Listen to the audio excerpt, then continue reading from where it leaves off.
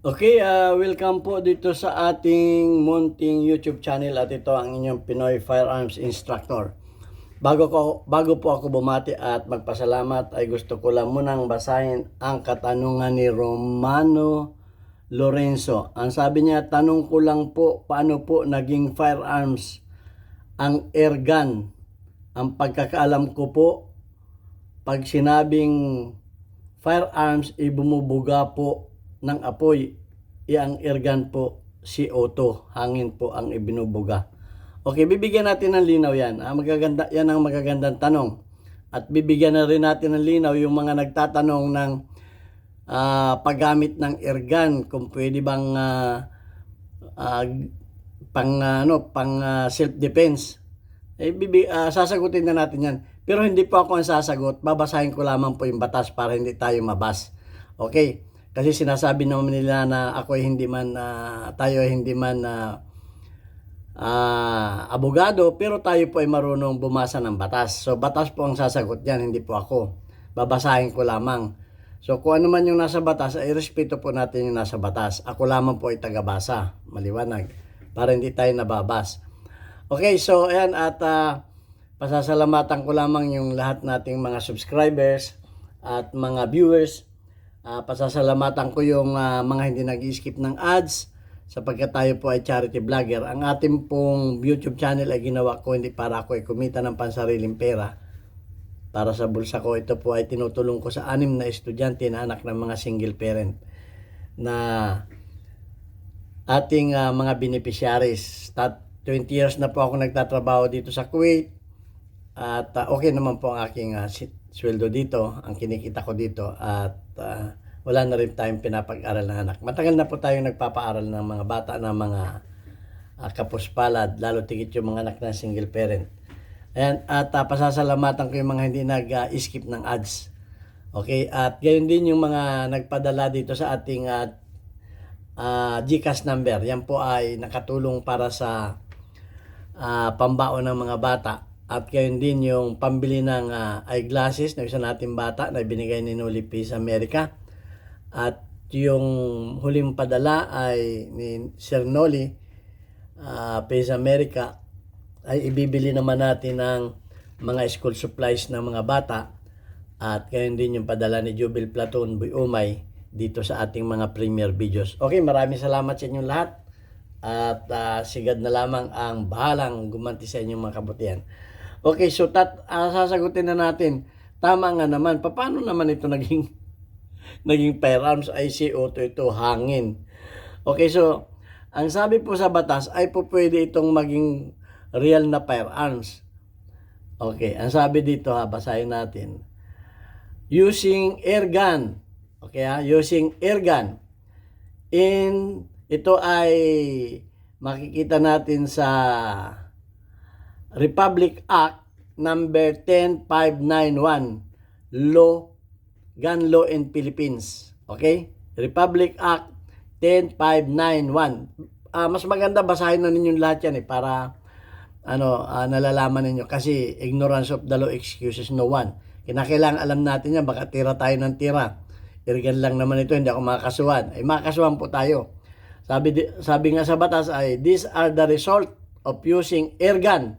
O, pag ginamit mo yung air gun in the commission of crime, Philippine Gun Law.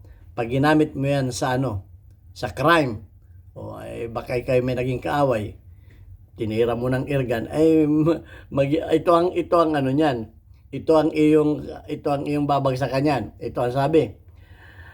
Using an air gun including kasali na yung airsoft guns and other replicas, kahit paanong baril yan, replica, laruan, to commit a crime in the Philippines can have the sequences. Ito ang mangyayari sa inyo.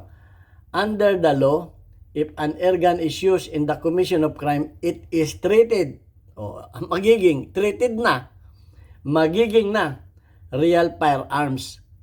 Ititreat na yung iyong baril ng real firearms. Di firearms na yan, magiging real firearms na yan. Halimbawa, binaril mo sa mata o sa nakadisgrasya ka, nadimanda ka, illegal possession of firearms na yan dahil totoong baril na yan ang ginamit mo airgun, pero magiging totoong baril na yan.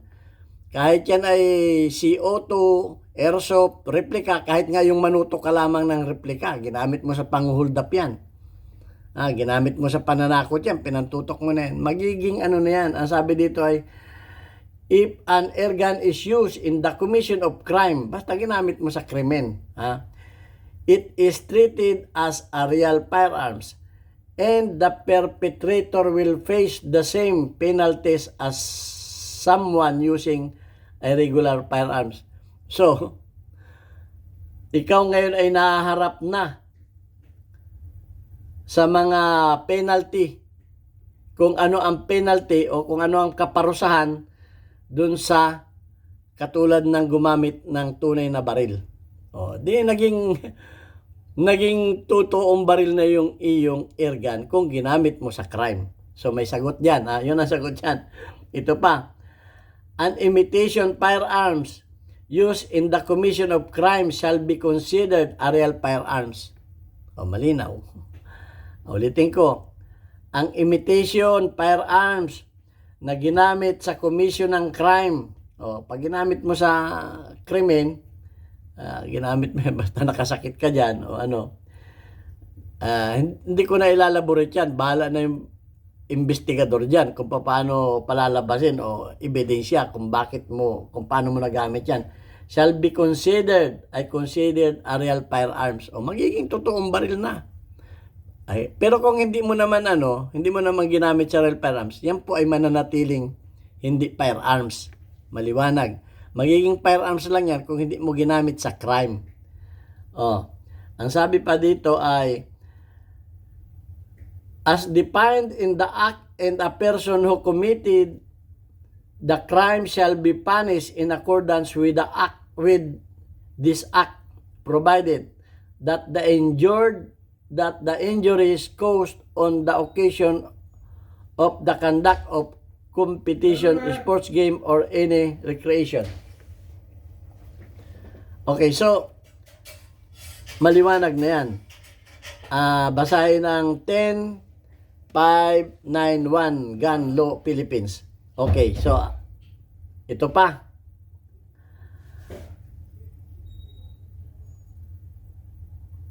Rules and regulation governing ito.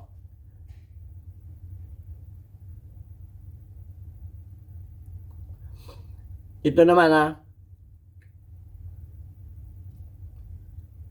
Ito pa, any person who desires to possess airsoft. Ito, yung mga nagtatanong kung may lisensya ba? Para madagdag na natin, may lisensya pa. Ito ba? Do you need a permit to own airsoft guns in the Philippines? Kasali na dyan ang airgun. Any person who desires to possess airsoft rifle pistol shall file his application in accordance with PNP SOP number 13 entitled Licensing of Firearms, except that the minimum age shall be 18 years of age. 18 years, pwede na pala magpa-registered for airsoft rifle pistol. The one-time registration for airgun. One time lang i-registered ang airgun.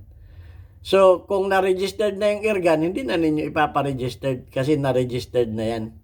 Okay? Shall be applied to airsoft rifle pistol. Okay, so one registration lamang ang kailangan. Hindi na nire-renew.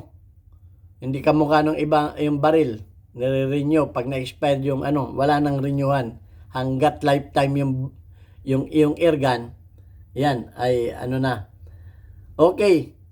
So, yan, maliwanag na po yan. Airgun is still count as firearms if used in a crime. Ayan. Pag lahat na kasi ng binasa ko dito, yun din ang sinasabi. Airgun is still count. Is still count as firearms used in a crime.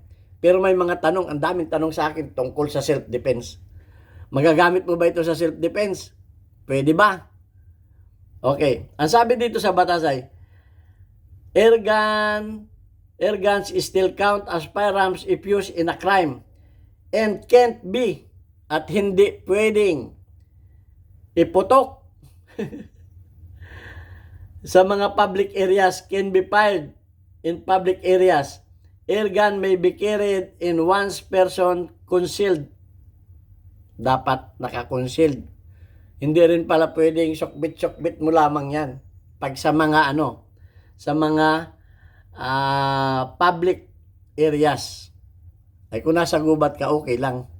Public areas ang kasabi dito. Ay kung dala-dala mo yun sa palengke, sa plaza o sa saan man dyan, public area, sa mga kinakailangan naka-concealed o kailangan may bag ka.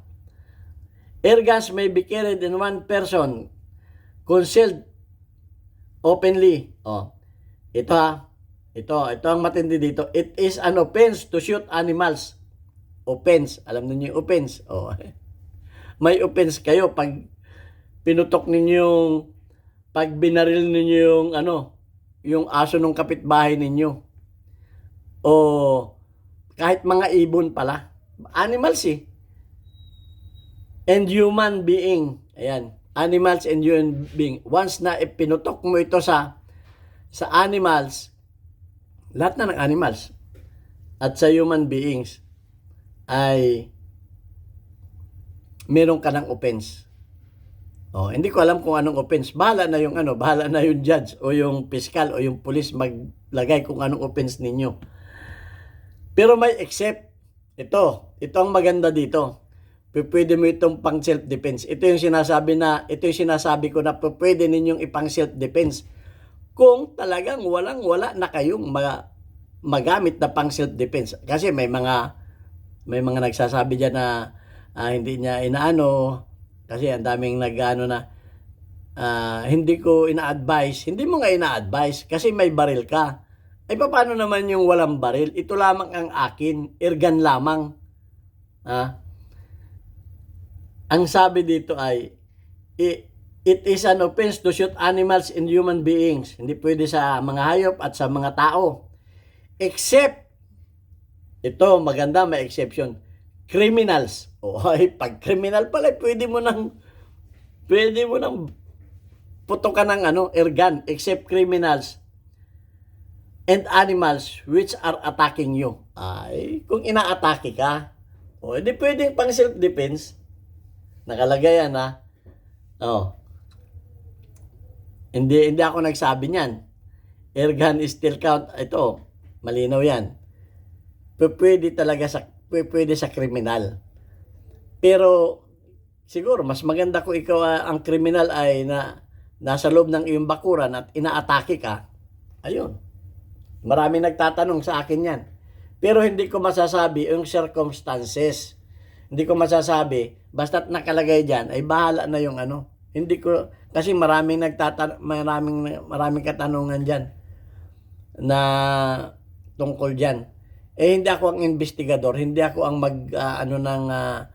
ng ebidensya, maglalatag ng ebidensya. Siyempre may investigasyon 'yan kung paano mo palalabasin na yung binaril mo talaga ay kriminal. Dapat palalabasin mo na kriminal yung binaril mo. Ay baka naman naging kaaway mo, matagal mo ng kaaway, ay pwede na pala itong gamitin sa tao. Ay ginamit mo sa away, ay may kalalagyan ka. Ang sabi diyan ay kriminal. Kriminal, maliwanag Maliwanag, kriminal. Alam naman natin yung kriminal. Yung mga kasama na siguro diyan, yung mga nanluloob sa bahay natin. Yung mga magnanakaw, kriminal yan. Pero dapat sabi which are attacking you. Ay kung hindi ka naman inaatake ng kriminal, ay bakit mo naman binaril ay hindi ka naman inaatake? Yun yung sinasabing unlawful aggression. Yun yung sabi sa kaya pag pinapaliwanag ko itong self-defense, ang dami kong buzzer dito Kaya sabi nung 3 elements ng self-defense ay unlawful aggression, reasonable necessity. May reasonable necessity ka na. Kasi inaatake ka na at lack of insufficient provocation on the part of the person defending himself. O, dapat ay hindi naman ikaw yung nanguna. O, hindi man ikaw yung nang-away. Inaway mo. Tapos ay inatake ka ngayon. Ay, tapos binaril mo ng ano. Hindi kasali yon. Ikaw ang nag-provoke eh. Hindi kasali, hindi ka papasa sa ano noon, sa element ng ano, ng self-defense. Malinaw, hindi ikaw ang nag-umpisa ng away. Tapos nung inatake ka, binaril mo. Dinayo mo yung kapitbahay mo. Nagkasagutan kayo ngayon. Sinugod ka ngayon. Kinuha mo yung airgun mo, binaril mo. Ay, kriminal yan, sinugod ako. Ay, ikaw naman ang nag-umpisa. Ay, dapat alam natin yung self-defense. So, ayan. At sana may natutunan kayo doon sa mga maraming tanong. May nagsasabing hindi pwedeng gamitin ng airgun. Ay, kung inaatake ka ng kriminal, ay, yan, malinaw sa batas. Binasa ko lamang yan, hindi man sa akin galing yan. So, yun lang yung masasabi ko sa inyo. Pero dapat, hanggat maiwasan natin, iwasan natin. Mahirap yung may kaso. Believe me, believe you. Hindi ko pinagmamalaki. Ako yung nagkakaso 2 beses. Ay, anong hirap? Ang hirap lusutan. Magasto sa abogado. Abala sa oras. Buwan-buwan, meron kang patawag. Harap ka sa korte. 1 taon, bago ang isang kaso. Ay, ang tagal nun. Ay, mag-isip-isip muna kayo bago kayo mamaril, So, yan. At hindi ko pinalalakas ang inyong loob. Yan lamang ay sinasabi ko lamang yung batas. Kahit hindi tayo abogado, may nababasa naman tayo. O, yung mga baser ko dyan, sabihin na naman ninyo, hindi ako abogado. Binasa ko lamang naman. Magbasa rin kayo. Kasi, ang sabi ng batas ay, pag nangyari na, hindi mo masabi, hindi ko naman alam yung batas na yan. Ay, ang sabi sa batas, ignorance of the law excuses no one. O yung katangahan mo sa batas, ay hindi man yan excuse. Sabi mo hindi mo alam. Dapat alamin natin. Kasi sabi, may nagsabi pa sa akin, ano ang karapatan mo na magturo ng mga batas dyan tungkol sa baril? Ay, firearms instructor po ako. Kung gusto ninyong ipakita ko pa sa inyo yung aking prueba, hindi ko na, kasi kayabangan na yun, ipapakita ko pa sa inyo yung prueba na ako ay firearms instructor talaga. May prueba ako. Ano daw ang prueba ko? Firearms instructor ako. Kasama po yan sa pagtuturo. Hindi lamang yung paghawak ng baril, kinakailangan. Itinuturo din yung kaya nga gun safety seminar. May kasamang batas yan. Kung paano yung tamang maging responsible gun owner ka. Ayun, kasama yan sa gun responsible gun owner. Maging responsible kang Kung hindi mo alam yung batas, hindi ka magiging responsible gun owner. Kung hindi mo alam, yun lamang masasabi ko sa inyo. Okay, yung nagtanong sa akin, yung may nag-comment dito, ko lang para maliwanagan yung kung may mga kamukha nito, yung mga malalabo na pagkaunawa ninyo sa mga videos ko, pwede naman ninyong itanong uli para maging malinaw. Okay, kasi sabi nila malabo daw ako magpaliwanag lilinawin natin. Sabi ni